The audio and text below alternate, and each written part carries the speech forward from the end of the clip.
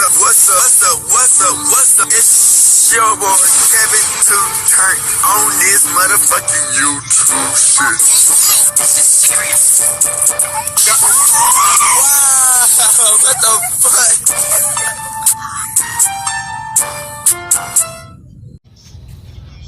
What's up? It's your boy. Can't you tell you shit? Hey man, say man, we are lit. Lit up your titties, man. Turn up. Today? Motherfucking day. Straight hood and outside crib, man. Gang. Yes, sir. Hey man, say man. Prayers out, man, to New York, man. Prayers out for real, man. New York, I hope y'all not become the next Atlantis, man. Because it's like y'all flooding out here, bro. Y'all had a flash flood, bro. I seen all types of videos where y'all was like underwater, the cars underwater, the buildings underwater, bro. All at this time, man, I'm telling y'all, this is the end times, man.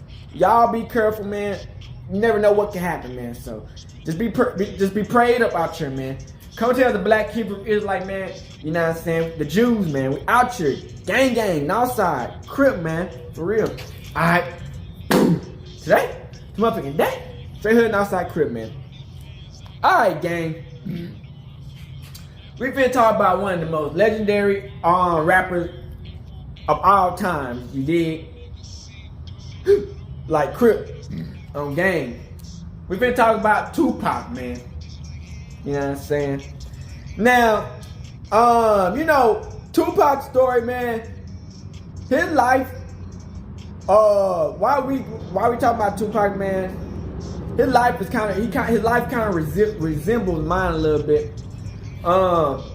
When I grew up, man, you know what I'm saying? My mama was a crack addict type shit, you know what I'm saying? I lost her like at 7 years old, you know what I'm saying, to crack. But you know, Tupac had his mama and dad. Well, I don't know if he had his dad, but you know what I'm saying? My mama died at 7 years old to like crack OD overdose type shit, you know what I'm saying? I was always on the streets and shit, man. You know what I'm saying? My dad, he was blind. He couldn't really see. You know what I'm saying? Getting locked up at a young age. You know what I'm saying? Doing crazy shit. Joining the big Crips. You know what I'm saying? Like in 2nd grade, you know what I'm saying? But you know, Tupac was way more, like, he was way more famous and shit. You know what I'm saying? Because he was in LA. You know what I'm saying? I'm in Texas and shit, man. Still saying kind of shit, man. But you know what I'm saying? So this is what we finna talk about, man. So Tupac, man, you know what I'm saying? Like Crip, he got murdered in like 1996, and that's crazy. He got murdered in 1996. My birthday is 1997, so he got murdered in 96, and I was born in 97. Then everything that I was saying about the crack, my mom being ODing on crack and all the other stuff, getting locked up, gang shit, you know what I'm saying? Didn't really have a dad growing up, you know what I'm saying? I was on the streets, he was blind, so, you know what I'm saying? Tough type of situation type shit. That shit crazy, man. I've been shot at and everything, but I didn't get hit, you know what I'm saying? Who think Yahweh I didn't get hit? But, you know what I'm saying? I think Tupac got shot like 5 times and got hit. But, this shit crazy, man. So, one of the people of taking out Tupac has been arrested, and his name was Keefe, man. He was a legendary Crip in Compton, man, and it was just crazy because you know what I'm saying, I'm a Crip, but I don't think Tupac was really a gang like that, you know what I'm saying? I think he was like more of a rapper, gang type shit, but you know what I'm saying, both do the same kind of rapping. You know what I'm saying? Y'all get what I'm talking about. But he might have been like, you know, some people don't be saying they do gangbang shit, but then they really doing gangbang shit type situation.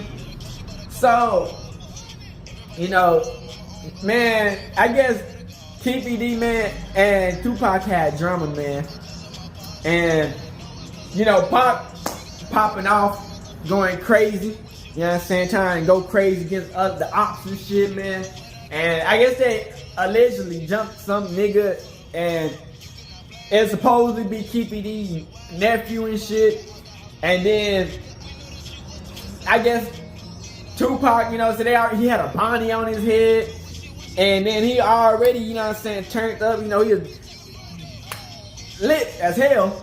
And then I guess, you know what I'm saying, a lot of shit happened to where Tupac was, you know what I'm saying, unalive type shit. He did, you know what I'm saying, stopping at the red light, came through, somebody threw, and you know what I'm saying, went to the hospital.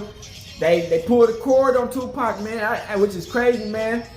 You know, it is crazy. You know, when I grew up as a kid, man, I wasn't even like, when I grew up as a kid, man, Tupac wasn't even my favorite, like, he's still not like that, but he wasn't even my favorite type of rapper. At that time, my favorite rapper was Biggie.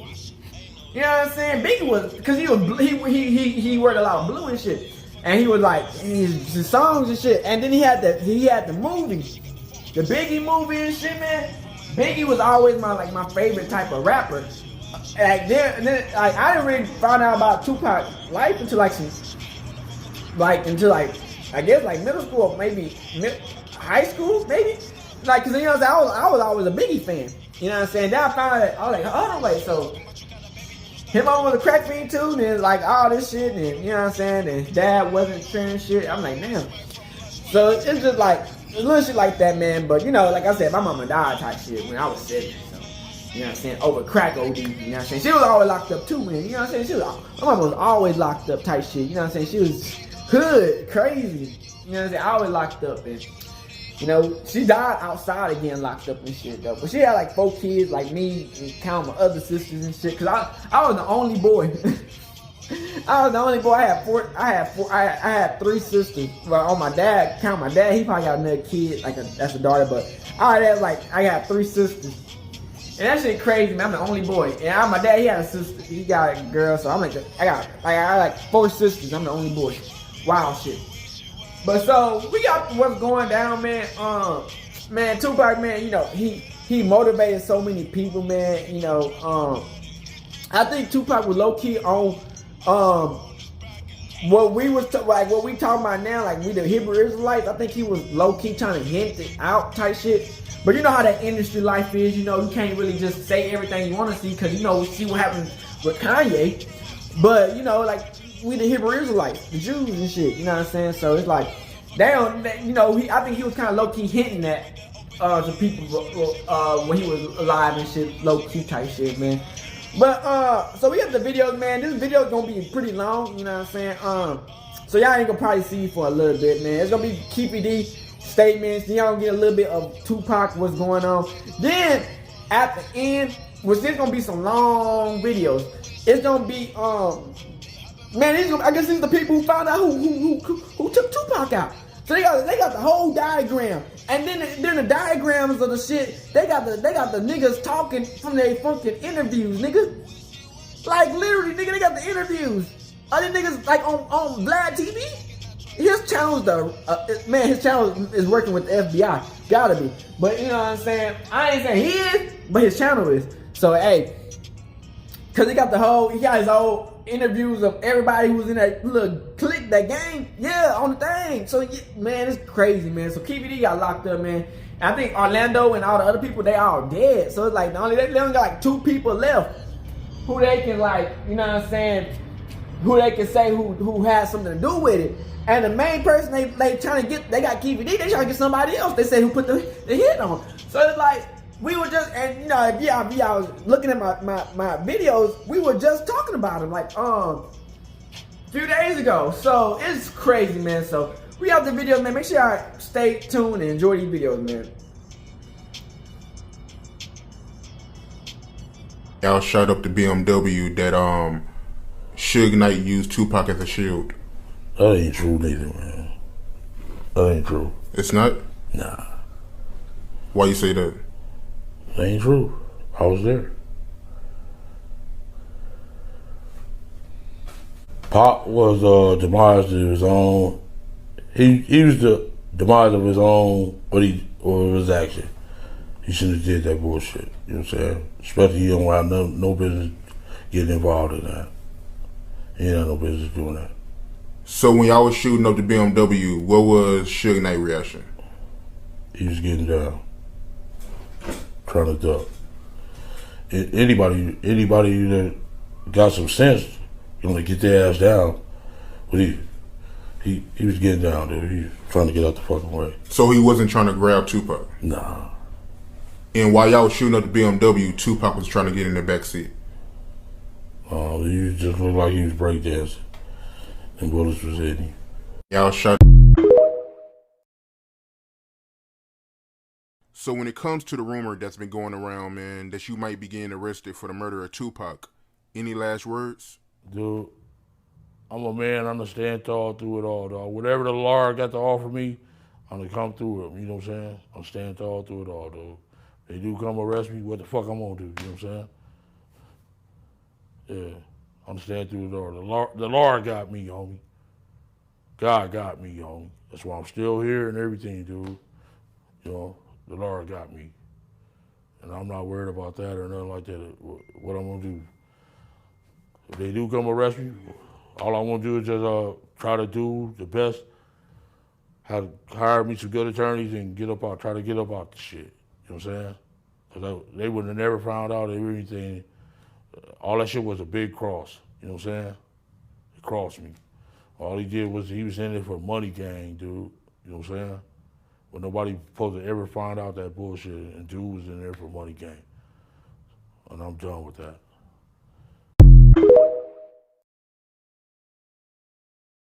Dwayne Keefe D. Davis has been arrested on suspicion of murdering Tupac in 1996.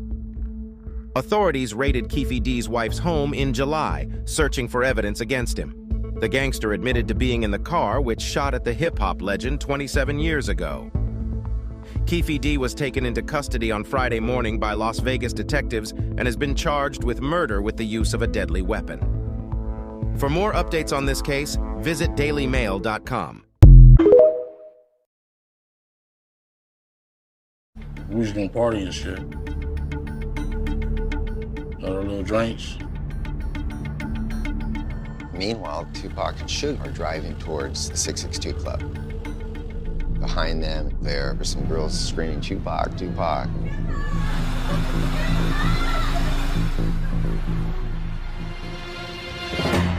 We came up Harlem, and shit, here they come in that BMW. All the chicks was like, "Tupac, Tupac," and he was like, hey, like a celebrity, like he was in the parade. If he wouldn't even been out the window, we would have never seen him. My partner busted you.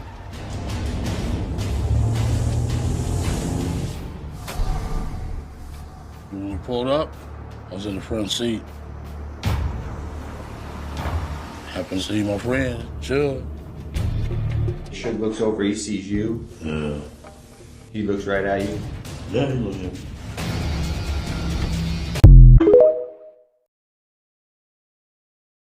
You said the shots came from the back. Big Dre, Orlando. Who shot Tupac? The keeper for the code of the streets. It just came from the back seat, bro. I'm like, you shot? I'm finna get you to the hospital.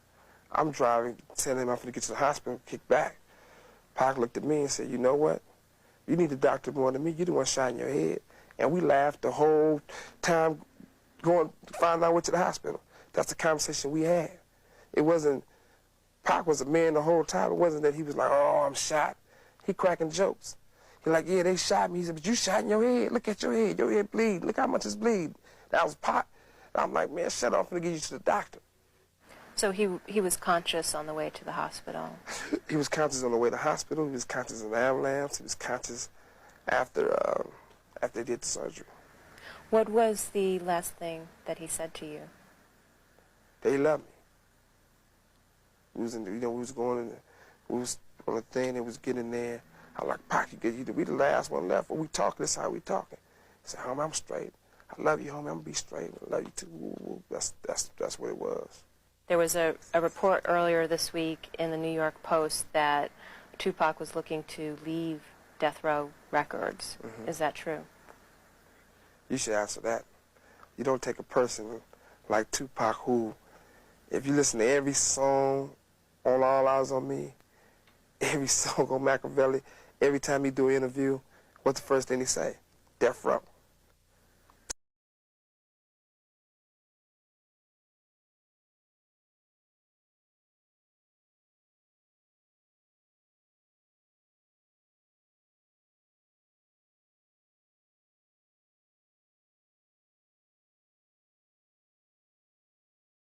They knew what I was going to say before I even said it. They knew what happened already. That's why they say if you lie, the shit is off the table. We already know what happened. Yeah, that's wild, man. So they already knew where everybody was sitting at in the white Cadillac. Yeah.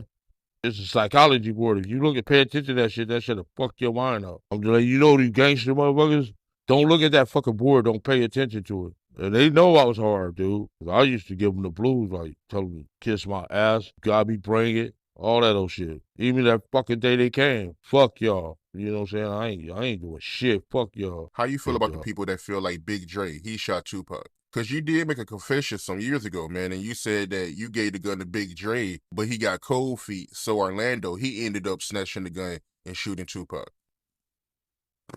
No, Big Dre. Was Big Dre like that? Was he capable of doing that? Was he a shooter? Them dudes was kids, man.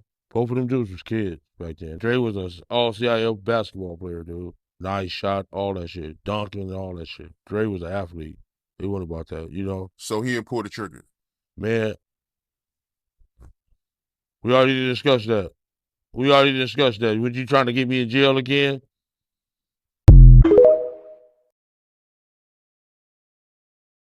Gave you a Glock, gave you guys a Glock.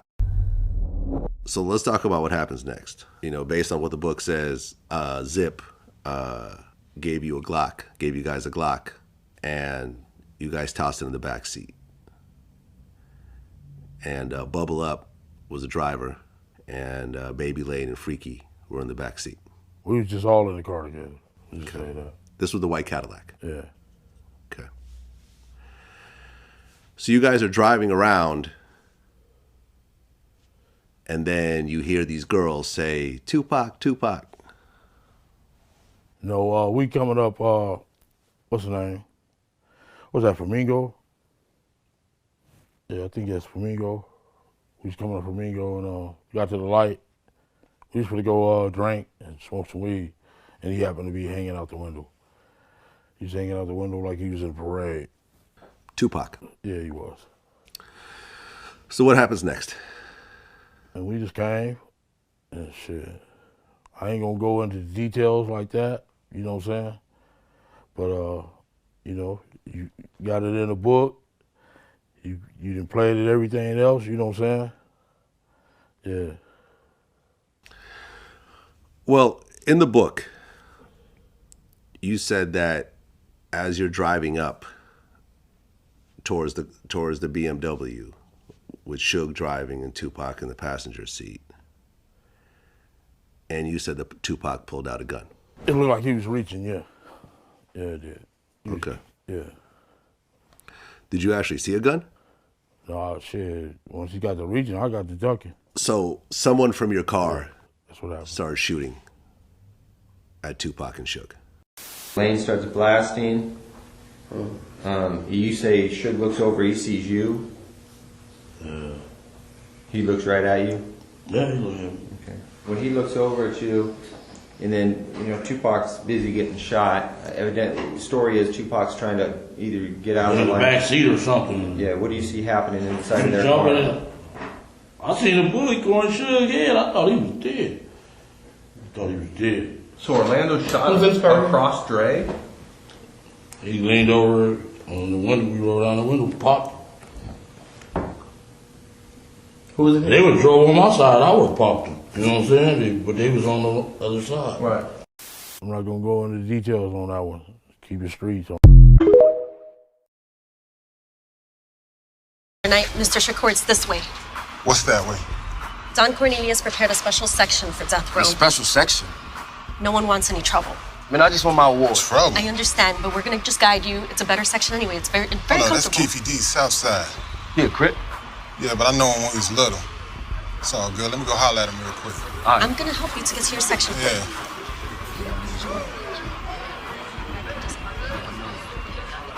Who gave you tickets? Nominated for Album of the Year or something? I missed that. I'm here. It's coming up the same way you did. What, you in the protection business now? Come on, homie, you from Compton. Why you rolling with these East Coast niggas? Y'all ready? So are we. I know Puff's bitch ass don't think bad boys no threat to me. Ain't no problem then, Suge. Just remember where you came from, homie. I see. Bad boy rolling with Crips now, too? What they trying to do? It ain't nothing.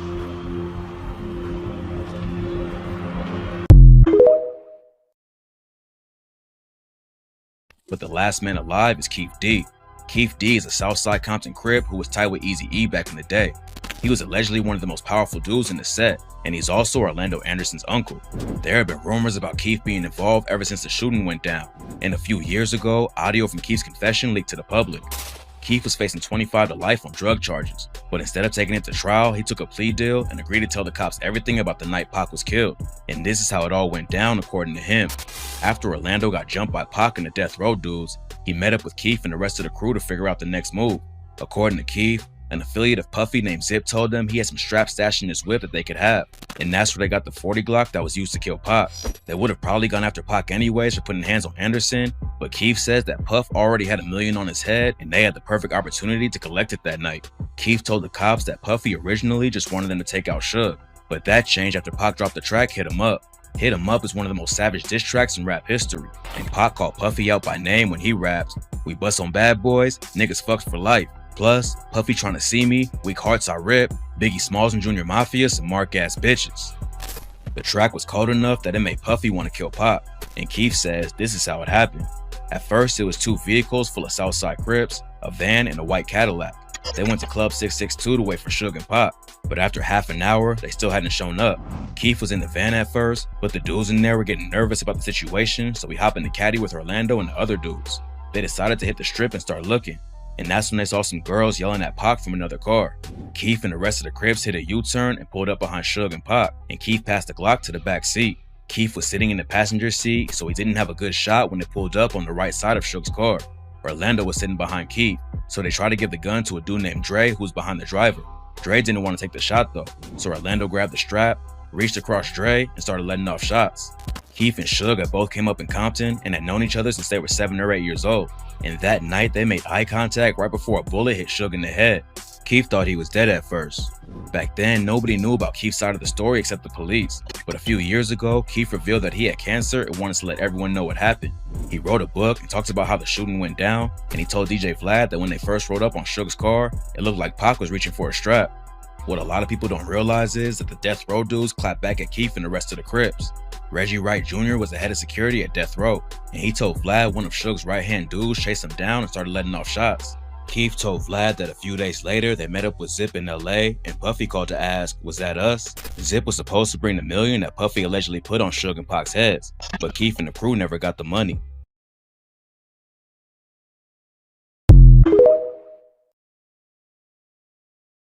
But the wheels of justice turn slowly sometimes, and that was the case here, but they got it done. 27 years after rapper Tupac Shakur was shot to death in a car in Las Vegas, a man who confessed to his involvement in the crime is behind bars. Who shot Tupac? The keeper for the code of the streets. It just came from the backseat, bro. Filmmaker Mike Dorsey predicted an arrest on Law and Crime nearly 2 months ago. I think that they are going to close this case. I think that there is very likely going to be an indictment. Thanks for joining us here on Law and Crime. I'm Anjanette Levy. Las Vegas Metro Police took Dwayne Keefe D. Davis into custody Friday. He's being held on charges related to the 1996 murder of rapper Tupac Shakur. Las Vegas Metro Police searched Davis's home in Henderson, Nevada in July. The Las Vegas Metropolitan Police Department. We got a search warrant for the resident. You need to come out with your hands up and your hands empty. At the same time, a grand jury was investigating Tupac's murder. Tupac Shakur was shot as he was riding in a car driven by Suge Knight one night in September 1996. Tupac had gotten into a fight with a man named Orlando Anderson at the MGM Grand during a Mike Tyson fight. The shooting of Shakur was believed to be retaliation for the fight.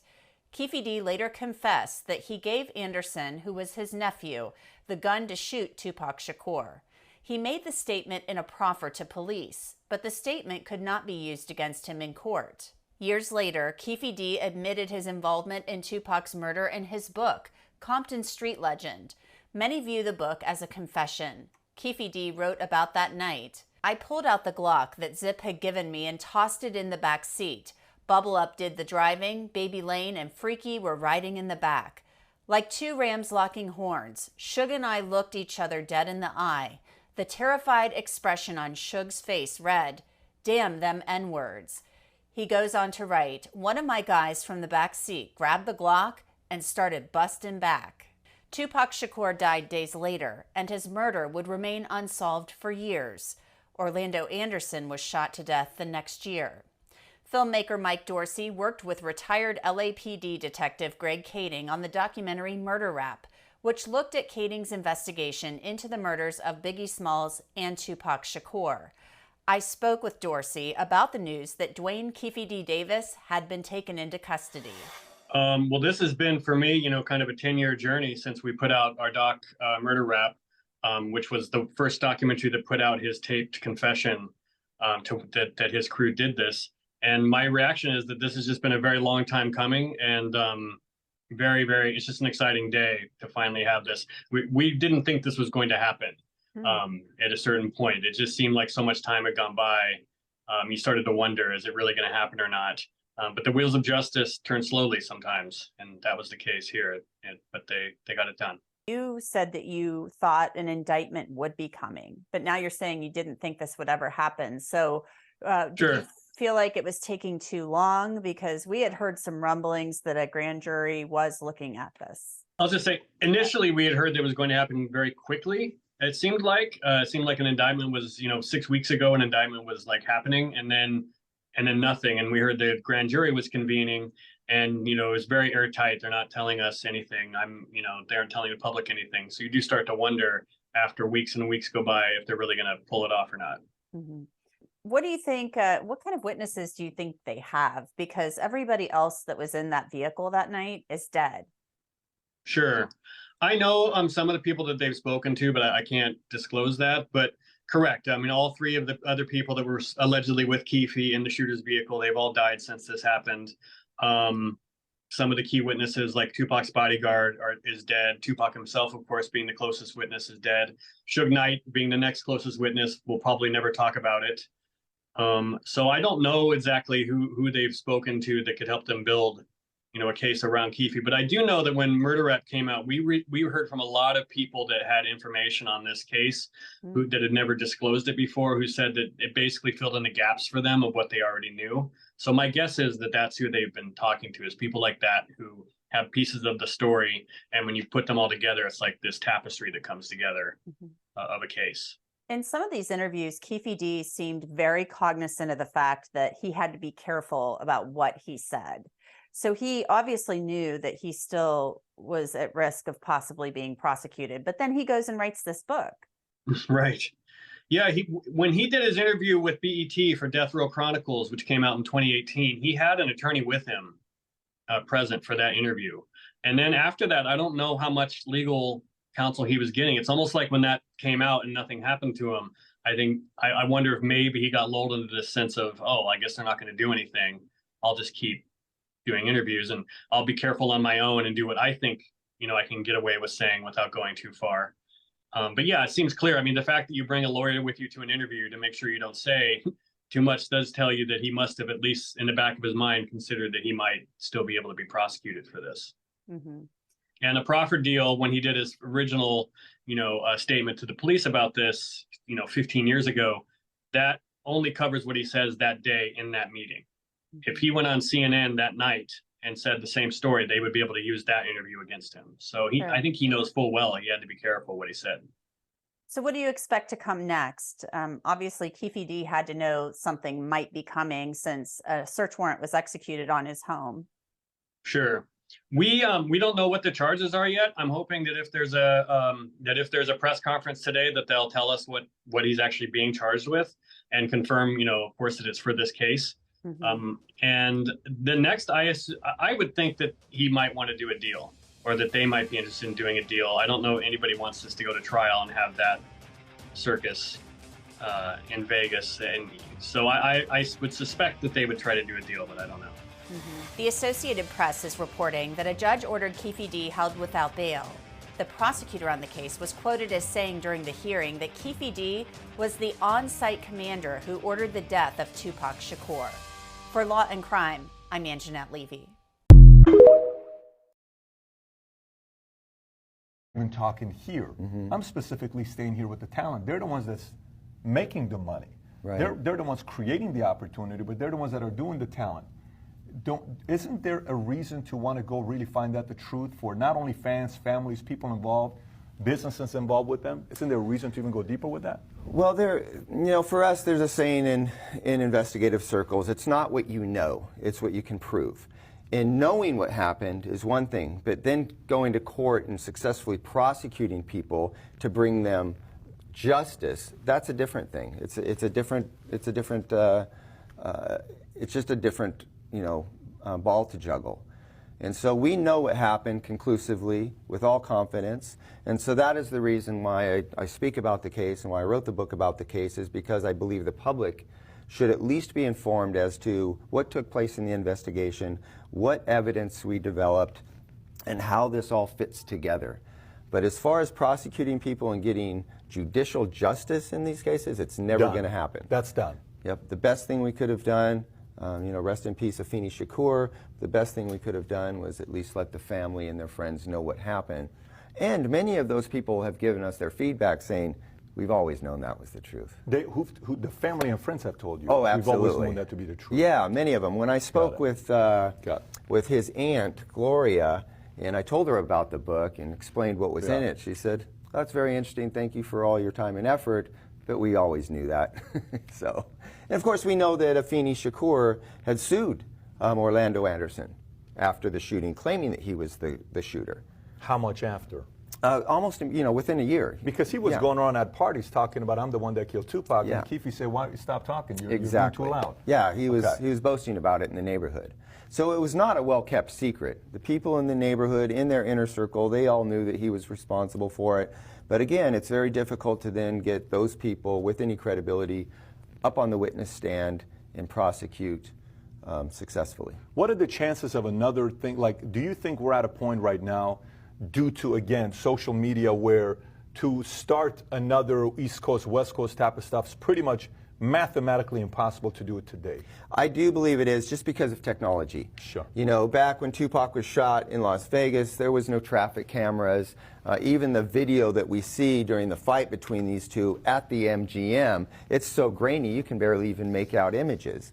So technology's come so far. You'd have cell phone videos, traffic cameras, all types of things that we could have utilized more effectively had we had that technology 20 years ago. And it would have been easier and faster to figure out who it was. Yeah, if you had the technology we have today. I believe so. So how about Keefe D, the fact that he's going around talking and he's saying a lot of different things right now in many different interviews. Can he get himself in trouble with Las Vegas PD going after him for what he's saying? Absolutely. So his initial confession to us was done under what's known as a proffer session. It's an agreement between his attorney, him and his attorney, and the prosecution, in this case the U.S. Attorney's Office, where he can disclose everything he knows about a crime, answer all of our questions truthfully, but we can't use his own self-incriminating statements against him. It's called kind of queen for a day. You cannot use your own self-incriminating statements against yourself. You can't use it against the individual. Correct. Now that doesn't mean that he has immunity. That just simply means we can't use his own testimony against him. If other evidence or other people... So if a person says, I did kill that person, you can't use that against the person? Under the unique conditions of this agreement, this proffer agreement... Under the unique conditions of this agreement. Right. I got it. Not just the average person. Oh, of course, it's no. This agreement that he's made. It's a particular agreement having to do with the fact that we had a bunch of narcotics. That makes sense. Yeah. That makes sense. And then But to follow up with you, I'm sorry to interrupt, but the statements that he's made publicly after that, the ones that are not under our proffer agreement, he's gone on BET, he's gone on Vlad TV, he's gone on all types of different platforms and tells the story about his involvement, the involvement of his nephew, the story as I've explained it to you. He's confessed to it multiple times now. And we're all sitting here kind of dumbfounded why Las Vegas hasn't reeled him in and dealt with him. When you say we, who is we? You and everybody that's involved in this case? Yeah. Okay. Fans. Got it. Sure. Other investigators. Got it. Advocates for for these gentlemen. So is that an indirect way of hinting to him that stop talking and just kind of go live your life and stop talking about the stories that's only going to get one person in trouble and it's him? No, I'm talk is go out there and because again I think that the story that he's revealing is for all intent he puts some little twists on it, but he's ultimately explaining what happened. I believe that Las Vegas PD and the LAPD, based on the evidence that we have currently, should clear the cases and set history right. These men, their cases are not unsolved, they're unprosecuted. Unprosecuted, not unsolved, unprosecuted. How big of a difference is the personality between them two? I know they grew up in the same place. How big of a difference in personality did they have? Quite different. Okay. In person, they can both be somewhat charming. Sitting down and talking to Keefe D, he was cordial and respectful and truthful. But there's this whole other side to him, as there is to him. What makes these guys dangerous is not who they are, it's who they know. It's the guys that they can influence to go out and commit the crimes and do the shootings. So, these guys as shot callers are dangerous by the nature of who they affiliate themselves with. Got it. They call the shot, somebody's got to go handle it. Right. Last thing here, F. Gary Gray, what involvement does he have with this whole thing here?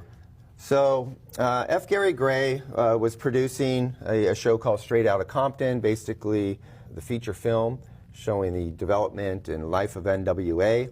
He was going to have a character within this feature film of Suge Knight. Suge Knight felt that he owes him money for using his image. And so he began to show up at the set in Compton when they were shooting the feature and kind of threatening people around F. Gary Gray. So F. Gary Gray and other people involved in the production, they get a hold of a guy named Terry Carter. They know Terry Carter. He's one of those guys from the neighborhood everybody respects. He's a guy that can go in and kind of mitigate a situation. And so he goes and tries to meet with Suge Knight down at a hamburger stand not too far from the set. And Suge Knight and another individual that came from the set, a guy named Clay Sloan, get into a fight. Now, Clay is hitting Suge through the window of his truck. Suge backs up and runs over Clay and almost kills him. And then he pulls forward and runs over Terry Carter and kills him. So you can pull this video up on YouTube. Yeah. It's a very graphic video of him being run over and killed. Ultimately, he gets prosecuted for that vehicular manslaughter and receives a 28-year sentence, which he's currently serving. And for all intent and purpose, that's a life sentence for him. That's a life sentence for someone like him.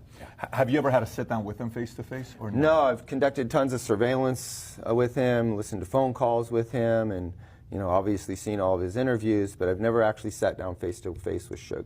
When you do the surveillance, does he sound like a pretty firm guy? Meaning, if he wants something to be done, the people... He's a tremendous manipulator. Okay. Tremendous manipulator. And nobody knows that better than Reggie Wright Jr., who's out there vocally talking about his history with Death Row, his involvement with Suge Knight, and he's got a really interesting story to tell also. So let me ask you a question, Greg. At this point, everybody here, can anyone be litigated today that hasn't yet been? Not really. The only possibilities I see is that these guys created work environments that led to their murders. And so there is a civil situation where when you create such a hostile environment within the workplace and then somebody suffers harm because of that, that's an actionable thing. Of course, it would have to take his mother to kind of perceive that and see things that way. But it's still a long shot. It's not like it's a long shot. It's a long shot. If they couldn't do anything, his mother with the $400 million, and after all this, it's probably going to be a long shot to do that. It really is. But keeping in mind that also that in a criminal court, you're trying to prove something beyond a shadow of a doubt. In civil court, the burden of proof is much lower, and it's just more of a preponderance of the evidence. So what's to come next with you, Greg, with this story? Is this story pretty much done for you? I mean, obviously the book turned into a documentary, turned into a series. I know you had a couple scenes as the bartender in the Netflix series. Yeah. What's to come next with this story? Anything to expect? Not really. You know, like I said, the majority of these guys have all met their demise, and there's not much more to say about it. We've got to the bottom of it, and I think we can conclusively and definitively say this is what happened to these two individuals, and this is the historical, factual case. Well, kind of walk us through some of the connections here. That'll probably be most helpful. Great, yeah, and this is very helpful for me also during the investigation. This is exactly what we did. Put together a big flow chart so we could put faces to names and start making connections. So this is the way to present the case, so I appreciate that. Of course, you've got Biggie and Tupac. They're our victims. Killed in 1996, killed in 1997. Over here you have Russell Poole, who was the primary investigation back in 1997 assigned to investigate Biggie's murder. And so, of course, we know that Biggie was with P. Diddy at Bad Boy Records, and Tupac at the time in 96 was under the Death row with Suge Knight at the helm. So these are all just some of the ancillary characters. These guys aren't really related insofar as the murder investigation is concerned, but of course we know Eazy and Snoop Dogg and Dr. Dre from the founding days of Death Row. You know, Eazy-E coming out of NWA and Dre, and then of course Snoop Dogg joins forces and they all become... How much do you buy into the conspiracy about the AIDS where Suge Knight said what he said on Jimmy Kimmel, or you've never investigated to find out the validity of it anyways? We didn't take a deep dive into it. I don't believe it. I don't believe that he, injected him with a needle full of... Even though he said it on Kimmel? Right. Okay. Well, Suge Knight said a lot of things. Sure. Most of which are untrue. So it's just his nature to throw out, all kinds of nonsense. He said Tupac's alive. He said that Diddy killed him. He said a million different things. He'd make a good politician today. There you go. Perhaps when he gets out of prison, he'll become one. So walk us through the rest. Okay. So, back in 96, Tupac Shakur, as we know, was in Las Vegas, Nevada, watching a Mike Tyson fight. He's along with Suge Knight and this big entourage of people with Death Row Records. They're at the MGM. After the fight, Tupac gets into a fist fight with a gang member from Compton named Orlando Anderson. His street name was Baby Lane. After this fist fight takes place, security gets there, they break it up. Everybody goes their own way, and Tupac Shakur later on that evening are on the way over to Suge's nightclub. Do you mind highlighting this? And I don't mean to interrupt you. Orlando, they got into a fight because of Trayvon claimed that he took the Death Row medallion, and at that time he was given $10,000 for every medallion that they took. Apparently it was the case, right? Or all of that's true, except the thing about him offering up any kind of bounty for those medallions has always just been kind of street rumor legend. It's never been validated or verified. But there was a rumor on the street that there was an offer of $10,000 to get one of these Death Row medallions, which Tupac had and many of the other people at Death Row possessed. So they're heading over to Suge Knight's club. This is after the Tyson fight. Suge Knight got this club in Las Vegas called the 662. It's a new enterprise for him. He's trying to secure a gambling license and a liquor license. So it's a really big night. It's an important night. He's got Tupac alongside of him in a BMW. Tupac's supposed to perform at the club that night. Mike Tyson's supposed to make an appearance, so it's a big deal. While they're en route there, a white Cadillac pulls up alongside of them. Somebody leans out of the back window and opens fire, hits Tupac multiple times, and he ultimately dies 6 days later in the hospital. So the murder investigation out in Las Vegas begins immediately, and they begin to question people, including Reggie Wright, who was the head of security at Death Row. They try to question Suge. He's not cooperative. Many other people within that entourage get questioned, but the cops don't really make any real headway because people aren't cooperating. So, as a result of that fight that took place between Tupac and Baby Lane, Suge Knight gets himself involved in that melee and gets sent back to prison on a probation violation. So 6 months later, when Biggie is shot, Suge Knight is in prison, or he's in the LA County Jail, facing these probation violations. Biggie comes back to LA in 1997. He's with Diddy and his cousin Lil Cease and the rest of the Bad Boy entourage. They attend a party at the Peterson Auto Museum on March 7th of 1997. And as they're leaving, because the fire marshals closed the party down for overcrowding, as they're leaving, Diddy and his bodyguard, they're in a Suburban, leaving the location. Following them is Biggie Smalls, his cousin, and several other members of the entourage. And a dark SS Impala pulls up alongside, very similar to what had taken place in Vegas 6 months earlier. An assailant reaches out the window, shoots Biggie several times, and he dies on the way to the hospital.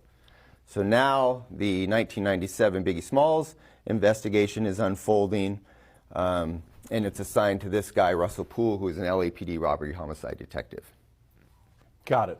And a part of this, when the shooting happened here and he went to jail, didn't he make an offer to him for $16,000 to say that he wasn't hitting him, he was trying to help him? Did that actually take place? It did. There's some question as whether it was $16,000 or $60,000. Okay. We've gotten different versions of that story. But we know he did go to testify in his hearing and favorably, trying to say, yeah, Suge was not kicking me, he was actually trying to stop the fight, and he shouldn't be, violated for his probation. The judge doesn't buy it. He can see that Orlando's lying through his teeth, and Suge ultimately gets sent back to prison. So it didn't help at all? Didn't help at Okay. all. All it did was expose him as a perjurer. Got it. Okay. Let's. So from here, at this point, we have both West Coast, East Coast top rappers have been shot and killed. Have been shot and killed. He died 6 days later. He died, on the way to the hospital. There's a recording apparently you can hear the recording on the drive where it's like, I'm trying to find the hospital. Where do I find the hospital? And then he dies on the way there. Right. So what happens next? So after he's DOA, the murder investigation begins to unfold. They secure the crime scene back at the Peterson Auto Museum. And as I said, shortly thereafter, Russell Poole becomes one of the primary investigators to look into the matter. And he begins to figure out that there has been this ongoing rivalry between these two camps. It's been going on for years. There's already been violence between the two camps, and we're seeing that there's this hostile animosity going on, not only between Biggie and Tupac, but between Diddy and Suge Knight, and then their respective crews. So there's like these different levels of the conflict that are going on. So he begins to develop a theory that all of this is probably due to some type of interaction among all of these people.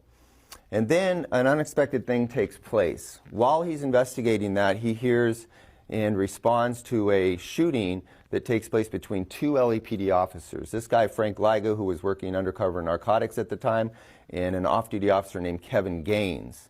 These two guys get into a road rage incident.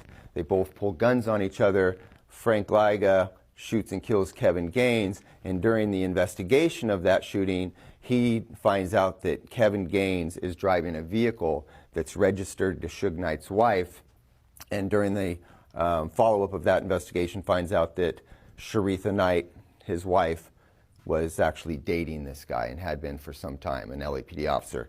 So for him, it raises the question, why is an LAPD officer dating the wife of a known criminal and a guy who's got a reputation in Los Angeles that precedes him for violence and that type of thing? Now, at this time, does he know that that's taking place or no? It's not public info.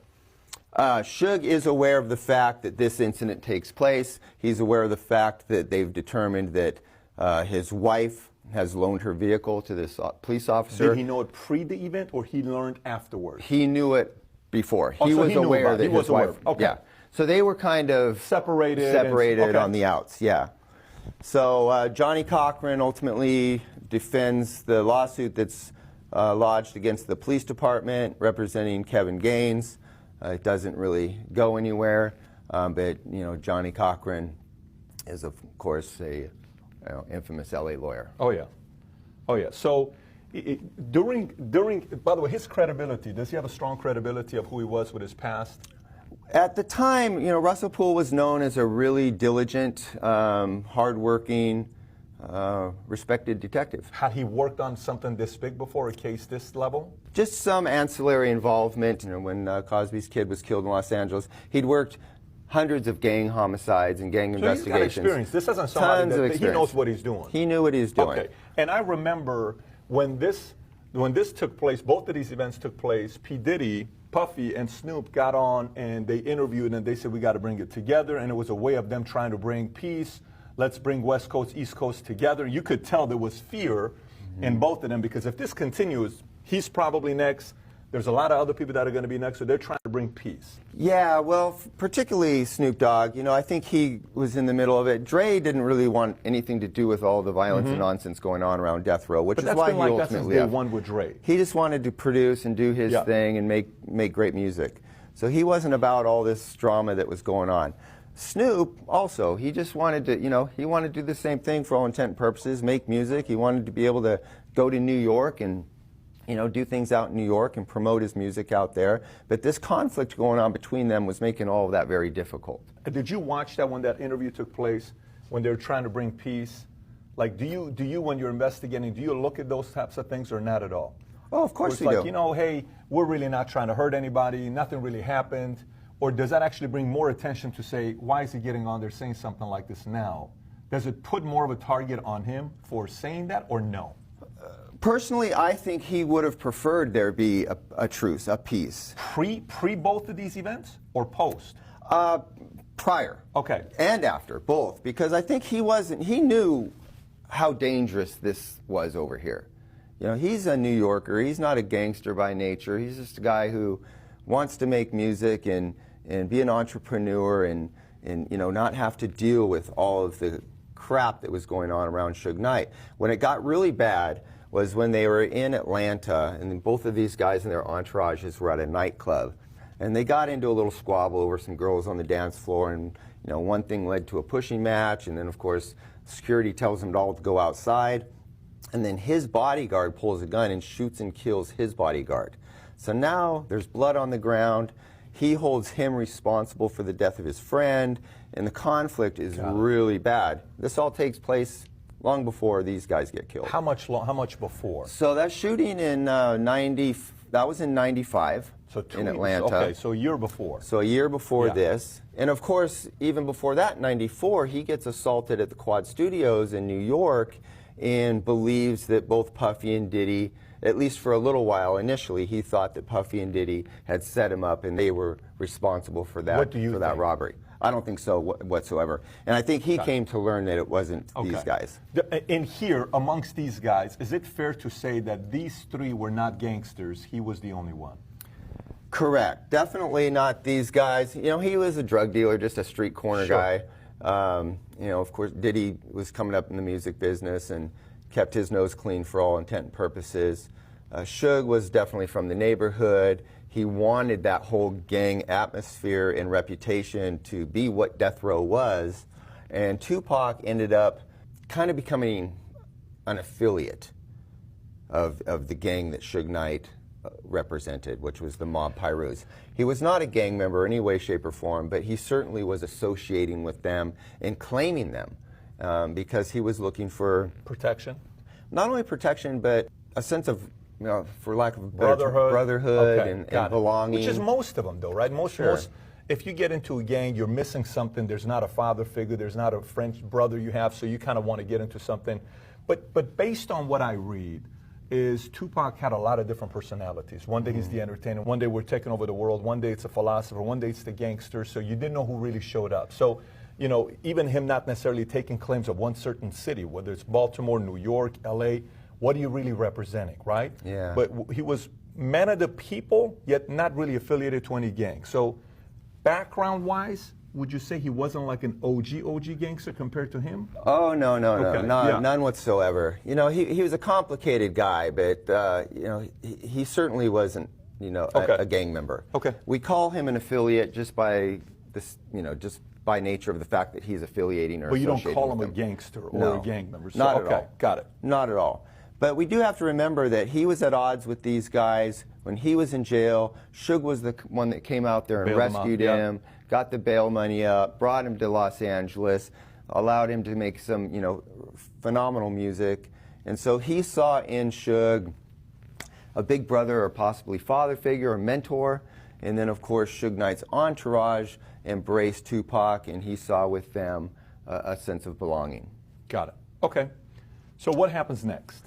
So what happens next? After this happens, Russell Poole then becomes, after the shooting in the aftermath of this cop-on-cop shooting, another incident takes place in Los Angeles where a corrupt cop, a rogue cop named David Mack, robs a bank in Los Angeles, a Bank of America, and runs out of there with like $722,000. Investigators quickly figure out what his involvement was, and they arrest him. And when they arrest him, they find out that he drives a black 1996 Chevy Impala, which is the exact same vehicle as the suspects used in the murder of Biggie. They also find that there's photographs of him wearing a red suit and a red brim hat, what was very indicative of how Suge Knight dressed. And he's from Compton, and he's got a loose affiliation with some Bloods, according to some of the letters he's written while he's in jail. He's claiming these West Side Riders, I believe it was, a Compton street gang. So Russ Poole knows that he has at least one cop who's loosely affiliated with Suge Knight through his wife. And now he's got another cop who's claiming to be a gang, dressing in red clothes, indicative of the Bloods, and drives a black Impala, which matches the suspect vehicle in Biggie's shooting. So he begins to form a theory that potentially this guy was involved in the murder of Biggie Smalls. Adding to that, we discover that while he was in jail for the bank robbery, he's visited by this guy named Amir Mohammed, and he goes into the jail and visits David Mack. He becomes aware of this visit, and he finds out that during the investigation into Biggie's murder, an informant had mentioned the name Amir as being the shooter of Biggie Smalls. And so he finds out there's an Amir that visits David Mack, and that kind of adds fuel to the fire of the theory that he's trying to develop. It's purely a theory. It's purely a theory. Good circumstantial support for the theory. Sure. But it's far from conclusive. Where does the story come with Louis Farrakhan, where it's, hey, are we good? I want to make sure I'm good with the brother or Muslim. You know, the Muslim. You know, that conversation, was that Puffy and them, or where does that take place? Yeah, so that takes place the night prior to Biggie's murder at the Peterson. They're at the Soul Train Awards. Puffy's entourage, his bad boy entourage, gets into a little bit of a confrontation with members of the Nation of Islam, and that's when Diddy supposedly says over to Farrakhan, hey, we're cool, right? I mean, do we need this? And they quell the incident. Got it. But is there anything connected with that here or not at all? There's nothing connected other than he's Muslim, not fruit of Islam, but Muslim, and there's a conflict the night before. Got it. So it's completely separate. Completely separate. Okay, got it. Completely separate. But for him, it's a loose connection. Sure. Yes. Sure. So now, what role does Rafael Ray Perez play? So Perez is most notable. He's kind of the face of what became known as the Rampart scandal in Los Angeles. He was another dirty cop who was going to our evidence, checking out cocaine under an alias name, and then going out and selling and using the cocaine for his own profit. He becomes discovered during that internal investigation, and then he ultimately makes a deal with the district attorney's office in Los Angeles and starts to name all these other people that he claims were dirty cops. Was there a lot of dirty cops at that time? Is the list as a long list or not really? The whole Rampart scandal ultimately turned out to be like 3 guys. Okay. Including him. Sure. He's the main one. So he was just throwing all kinds of dirt in every direction trying to get himself out of trouble. He was making a lot of false allegations against a lot of innocent cops. Got it. But the Rampart scandal legend kind of just took on a life of its own and is perceived as something much bigger than it actually was. These guys used to work together, and so there was some suspicion that he was also involved in the bank robbery, but that had been ultimately refuted. So now you have this, you read this, you do the investigation, 97 binders, you're going through, this is what Russell Poole's theory is. Next, where do you go next? So he's developed his theory, he's presenting it to the department. They're like, okay, this is circumstantially interesting, but it's far from being conclusive. Let's not start making allegations. Let's not start making, adding to newspaper fodder with this theory. He gets frustrated and walks away from the job, basically just quits the job a year prior to qualifying for his retirement, and he goes out and writes a book. And so you've got, a year and a half worth of investigative material in these books. The case of Biggie Smalls is assigned to another investigator. Tupac's case is still being worked out in Las Vegas, but he goes and writes a book called Labyrinth, and that leads to, based on the book, a lawsuit is waged against the LAPD. This is the $400 million lawsuit. This is the $400 million lawsuit that's waged against the LAPD based on the allegations in the book that he helps to write. An attorney gets a hold of Biggie's mom and says, listen, I've read this book by this ex-detective in Los Angeles. He's got all this incredible information about how cops were involved and they're covering it up. Let's sue the department and get to the bottom of this. So that's what takes place. The civil lawsuit goes in and out of court, federal court, state court, dismissed, refiled, and ultimately in 2006, the LAPD says, listen, let's put a full court press on this, get a bunch of people involved, and that's how I get involved, and we start to take a fresh look at everything involving the case. But of course, now it's 9 years later. 9 years later. So now you're on the $400 million lawsuit. Just a question for you. When the city of LA gets a lawsuit that big, are they worried because they don't have the funds to go lawyer up and protect themselves? Is that where their first brain goes to? It's like, man, we cannot afford that kind of a lawsuit. It's a combination. Yes, of course it's that. Nobody wants to, you never know what is going to happen in a civil case. Juries are very fickle, and you can't afford to lose that kind of money. $400 million is no small change. So they say, listen, we're confident based on all the investigative effort that has taken place in that 9-year period, because it wasn't just him. Other investigators, teams of investigators had looked into all of his claims. And the LAPD was very confident that should this go to court, they can successfully defend it and get out from under that lawsuit. But in order to do that, they had to resurrect the case and have us take a new look at it and see if we've missed anything. So why did they go from him to you? Is that because he had the heart attack and he died?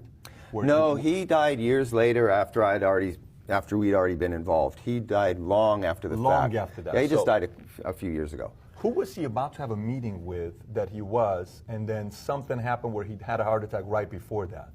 He was over at the homicide unit of the LA County Sheriffs, and the LA County Sheriffs was at that time in charge of the investigation of Suge Knight when he ran over and killed this guy, Terry Carter. It's a completely unrelated event, but the LA County Sheriff's Department is pursuing him as a murder suspect for running this guy over, and Russell Poole says, hey, I've got this idea. Let's cut Suge Knight a deal on this murder in order to get him to cooperate about the things he knows regarding these two murders. During that meeting, the investigators were kind of looking at him cross-eyed. All these years had gone by. He comes out of the woodwork. He's been suffering from a whole bunch of personal problems, and he basically just collapses and dies right there at the table. It's purely a conspiracy when people try to connect it with any other events. Oh, yeah.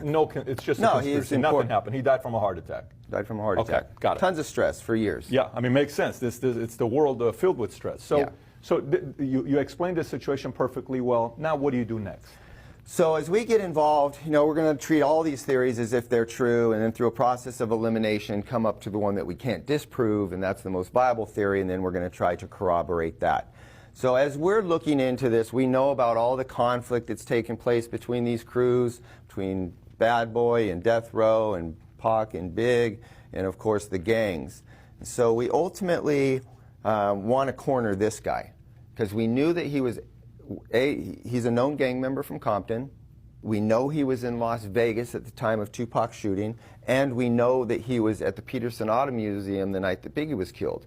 So he's a person of extreme interest. Up to this point in time, he'd been interviewed and says he doesn't really know anything, and kind of gives throws a bunch of curveballs at us. So we know that he's not going to sit down and just be transparent and open with us after all these years. We develop an airtight drug case against him because we're aware of the fact that he's got a known history of dealing drugs, and particularly to this guy in New York. And we put an ironclad case against him, approach him, and say, here's the deal, Keefe D. We have questions about these murders. If you don't cooperate, you're going to prison for the rest of your life, and so are several members of your family who are caught up in your drug organization. He confesses to his involvement in the murder of Tupac Shakur in Las Vegas in 1996. He tells us that his nephew, Orlando Anderson, was in the same car with him, which was the white Cadillac. And they had gotten into the fight, obviously, between Tupac and Orlando. And now they're going to go and retaliate at the club where they know that Tupac and Suge are going to be. And they go over to the club and to hunt down Tupac. And prior to that, they meet with this guy in Las Vegas who happens to be Biggie Small's godfather. He's a close friend of Puffy. He's out in Las Vegas. He's aware of all this conflict going on. He's aware of the shooting of Tupac. And so he gives him a gun in Las Vegas. And then they set out, along with another guy named Corey Edwards and 5 or 6 other members of the Southside Crips, and they go on the hunt for Tupac and Suge Knight. Ultimately, they run into him on the strip, just off the strip actually, and at the intersection of Flamingo and Koval, the Cadillac pulls up. He gives him the gun. He leans out and shoots and ultimately kills Tupac Shakur. And in the car, he is sitting in the front passenger. Terrence Brown, T. Brown, is the driver. He had, I think his mother-in-law rented the car, the Cadillac, and apparently Keefe D, every time he would go out, he would always rent a car. And then in the back is Orlando right behind Keefe D, and then DeAndre sitting on this side. He first gives the gun to DeAndre because the car is on this side. DeAndre says no.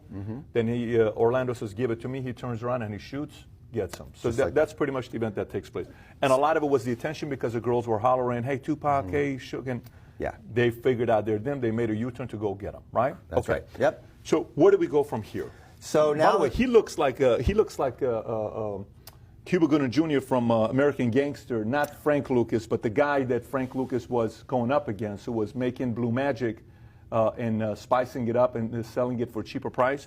Anyway, so just an interesting guy. So not too far off. He's a known, was a well-known established drug dealer in Harlem for years. He was getting a grip of dope from Keefe D out here on the West Coast. Anyways, he died a few years ago of cancer, natural causes, but he was a co-conspirator in this murder, associated with these guys. And then, of course, these are your 2 primary suspects. He provides the gun and the direction, and he follows it and does the shooting. So now we have a confessing co-conspirator in the murder, which is huge for us investigatively. Now we've got testimonial evidence to support this theory, and he tells us things that he could not have known had he not been actually at the scene at the time of the murder. So we corroborate what he says, and you validate it. So now we have, for all intent and purposes, solved this murder. So now we still got our other objective, which is to figure out what happened to Biggie. So we take the same investigative approach, and we know that Suge has got a girlfriend. We've given her an alias of Teresa Swan, and that she's complicit in a whole bunch of kind of white-collar crimes, fraud, forgery, and that type of things. Has she ever done time or gotten caught, or no? She's been to jail. Okay. So she had she has a record. She has a record. Okay. And she's got a history. She was his bad girl. Suge had a lot of women in his life. This happened to be the one that he could count on to do something that the other girls may not be willing to do. So we basically find out that she's involved in a bunch of fraud related to automobile purchases. We do the same thing with her that we did to him. We approach her and tell her, listen, we've got a case against you.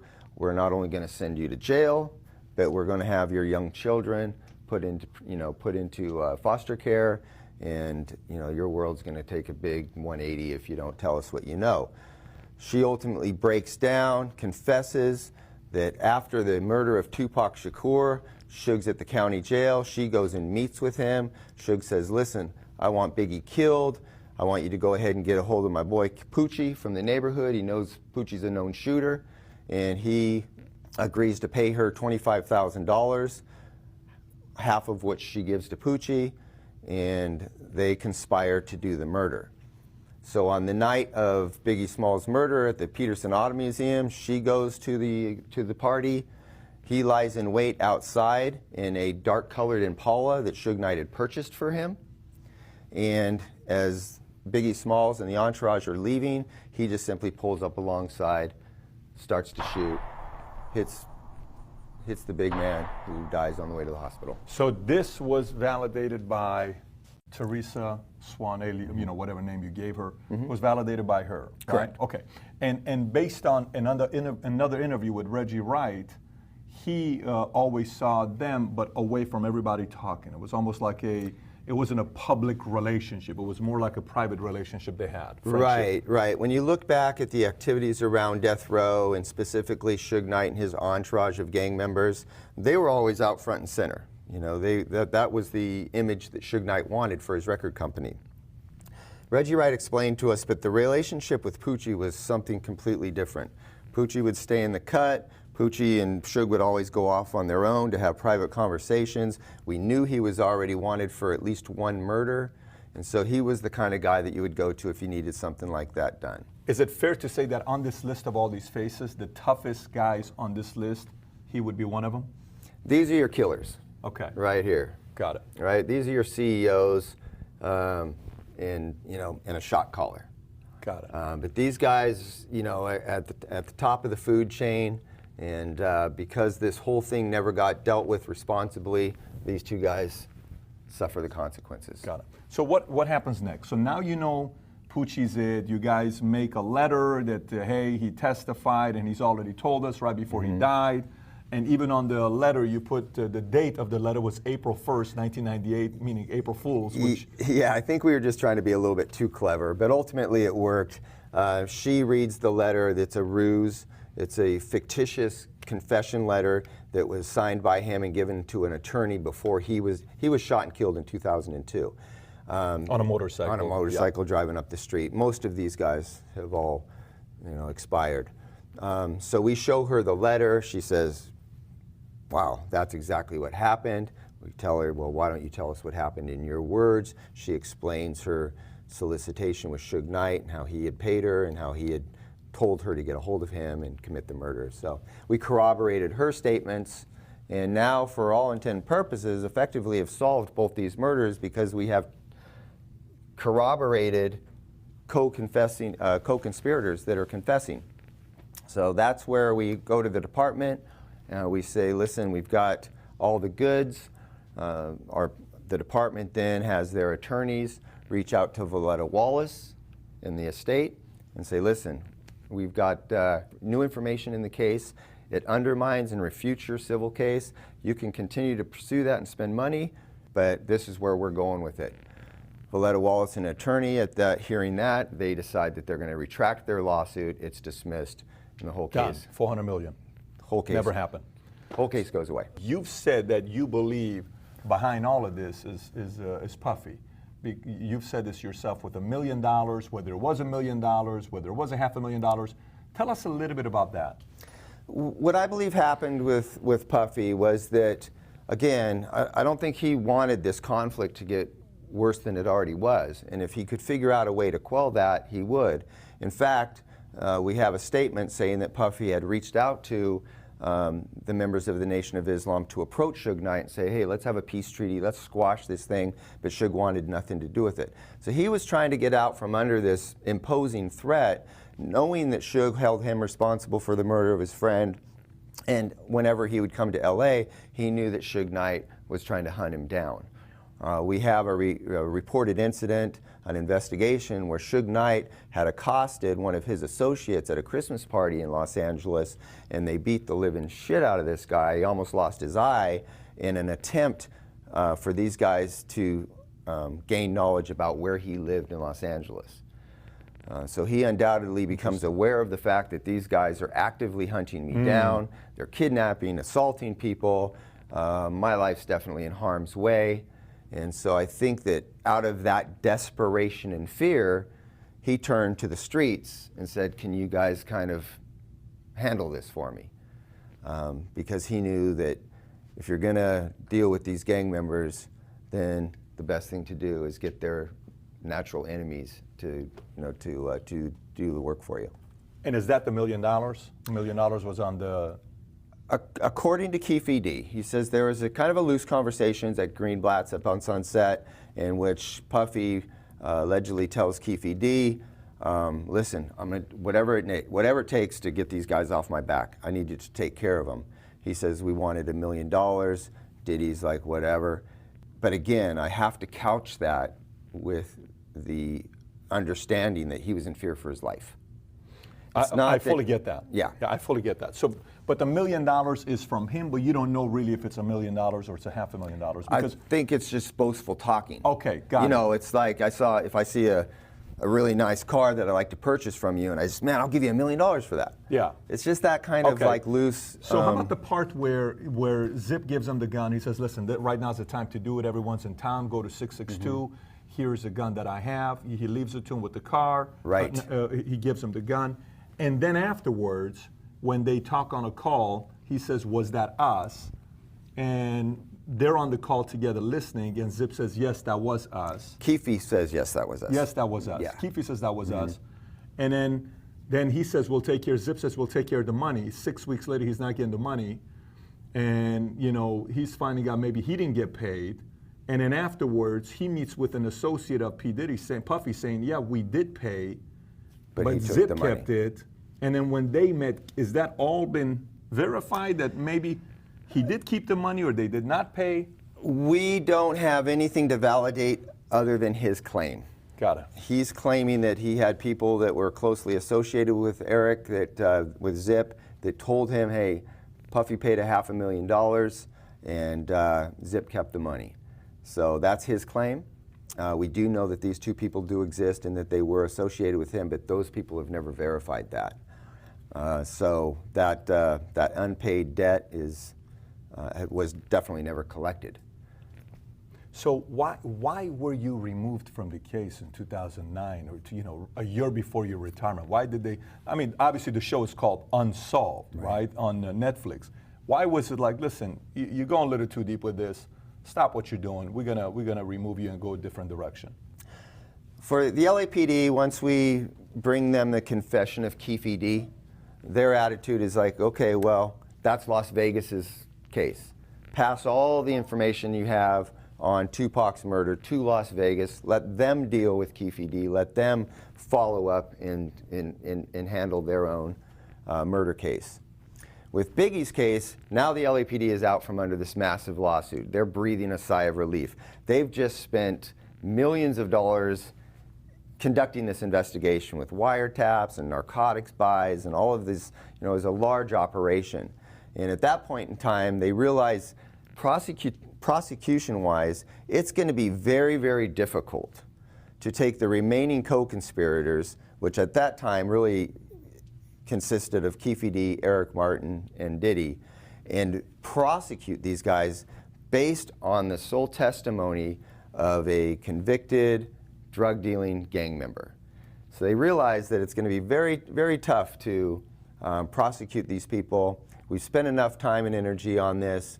Greg, you're going to get reassigned back to cold case homicides. Everybody else go back to your respective agencies, and they just... That's it. Yeah. But it's nothing bigger than that. It wasn't like, hey, let's try to find out more. This is going to get us in trouble. We don't want to get more negativity behind it. Or maybe even some cops internally are trying to protect some people that are living. Any of those things could be possibilities or no? Not for me. Okay. Not at all. I think it's just simply they were kind of indifferent about it. They're like, hey, Valletta Wallace sued us. We spent a lot of money trying to defend this lawsuit. We've spent a whole lot of money trying to pursue the truth. We found that, and now we're just going to let sleeping dogs lie because we can't prosecute the case. For all intent and purposes, it's not practical with Biggie's murder. And so, you've got an ex-girlfriend who's known to commit perjury, and she's going to take the stand and be the sole witness against Suge Knight, saying that because this guy's dead, remember? And so now you've got this, relationship between the two, and she's the only person you can put on the stand to, you know, point the finger at him, it's just not going to work out in court. And same thing with Tupac's murder. You know, these guys just don't have any credibility insofar as getting on the stand and testifying because of their backgrounds and their previous, you know, convictions and status as gang members and established perjurers. It's just complicated, and so even though you have this much evidence, it's still complicated. I mean, what that then tells a person watching, how are they protected at this point that you know this happened? You're not talking about a small brand. This guy was growing at a level that was pretty wild, and you're not talking about. I'm not. All right, man. So, one thing about Keefe D, man, and I understand you, Keefe D, not all the motherfucking, you doing Alpha plea, because low-key that's snitching, that's Alpha plea, low-key snitching. Then they talking about you was trying to do a wire tap on you, that's snitching. They're like, you know, you don't think motherfuckers would be looking at you for like that shit was like, what, 20 years, he's 60 now. He was probably like 30 or something at that time. Yeah, he was probably like 30 at that time when Tupac passed away and shit, man.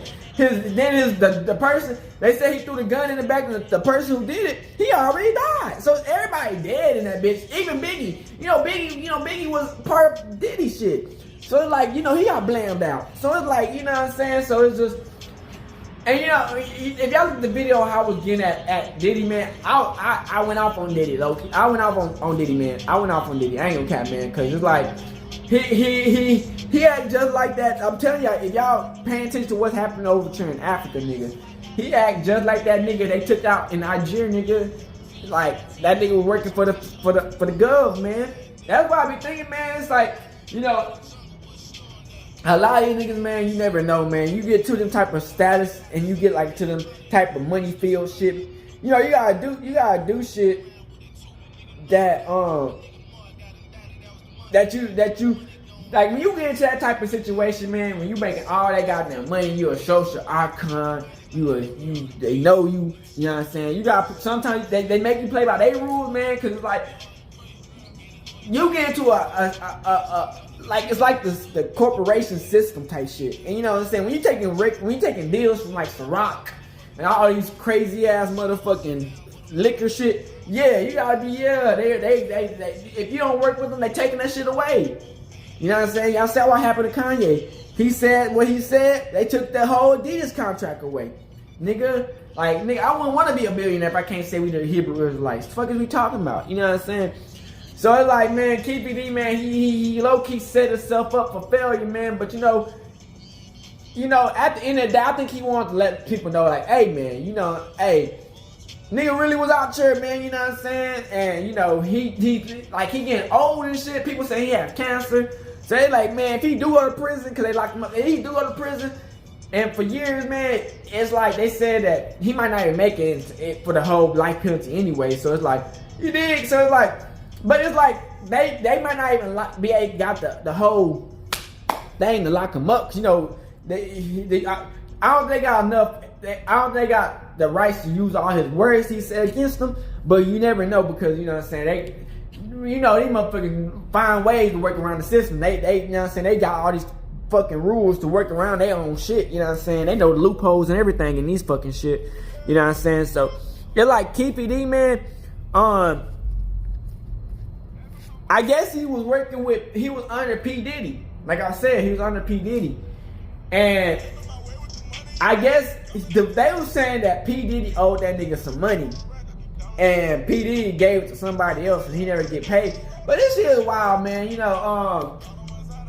That shit was so damn, like, almost 20, cause I'm 26. They said 27 years ago, bro. I was born in 97. He died in 96 type shit. Shit crazy, bro. You know what I'm saying? And, but life is crazy, man, because like I said, I'm a Crip. We gang out here. You know what I'm saying? LA, they got their gang shit. We got our gang shit. You know what I'm saying? Crips, they got their bloods. We got our bloods. They bloods down here and shit. So it's just like, it's crazy. It's crazy things around this bitch, man. How life is like, it's weird, man. And it's so fucking weird, man, because we got We got Inglewood. We got a road named Inglewood. Like, it's like a main kind of highway. Then we got LA. His apartment is called LA up the street. This shit is wild, man. You know what I'm saying? But you know, life, man, it comes quick. You know what I'm saying? At that time, man, I bet Pac was living life, man, because, you know, he was one of the hottest rappers of all time at that. Now, I don't know if it's all time, because, you know, he was going at it with Biggie, Snoop, all them niggas, Dre, all them niggas.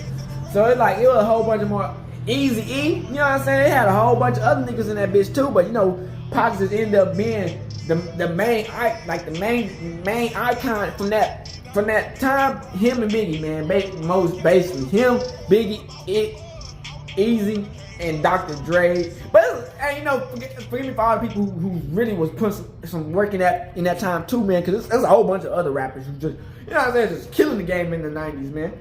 But you know, man, they said his mama pulled the card on Tupac, man, on Pac, man. That shit crazy, man. They said he was barely alive and shit, man, and they had to take out his lung and shit. And he said he wasn't gonna be the same. They had to count his fingers and shit. So they said his mama said just pull the card. But that shit wild, man. I guess they want. I don't think Pac could live the life where he couldn't be able to walk or really be able to move around how he used, like, you know, because when you get shot, you can't move around like you used to. So I don't think he was gonna be able to move around like he used to. And his mama was like, man, I don't think Tupac would be able to live like that, because, you know, how he is, he got to have his whole body. He doing him. But, you know. And so, man, I feel, man, Keefe D, man, you, like they said, man, you got to get some good ass lawyers, man. Shit. If you got $1 million, get you a $1 million lawyer. But they said that they already told, they said he already gave half of the information to him already, to the people anyway. So it's like, he been could have went to jail. They just been, I don't know what they've been doing type shit, but you know what I'm saying? Hopefully he don't have to go to jail forever or even have to go to it, you know what I'm saying? But you know, that's how the shit goes, man. You know, get back is crazy, man. Even after the grave, man, get back, you know, hey, that shit comes no matter how it comes. That get back is crazy, man. Even if it take 27 years, man, get back is tough, man. And you see all the other people in that bitch gone, so it's like, damn, you know, Pac, man, you know what I'm saying? One of the greatest rappers to do it, man. Like, shit, he did his thing, man. No cap, man. But at the end of the day, man, you know, that's why the people now, we gotta fight for our lives and fight for us, man, because it's too many rappers till this day still getting taken out. So, you know, the ongoing cycle, just the ongoing cycle, you know, we lose so many rappers or just people in general every day. So, hey, man, I hope y'all enjoyed these videos, man. This was a long video, man. But it broke down every situation. Keefe D was talking and shit, and you get to learn about a little bit more about Tupac and his gang and shit, like Death Row and shit, and Suge Knight taking a bullet to the dome. You know what I'm saying? Still trying to drive Pac to the hospital and shit, man. Wild shit, man. But at the end of the day, man, I hope y'all stay prayed up. You know what I'm saying? Crip, and hey, we out here, man, outside. You know what I'm saying? Gang shit. Hood outside Crip, man. Gang. Hey, Dad, you know, dog, when we link up, dog, this shit be legendary. You know this instrumental, you the engineer on it, so Kodak everywhere.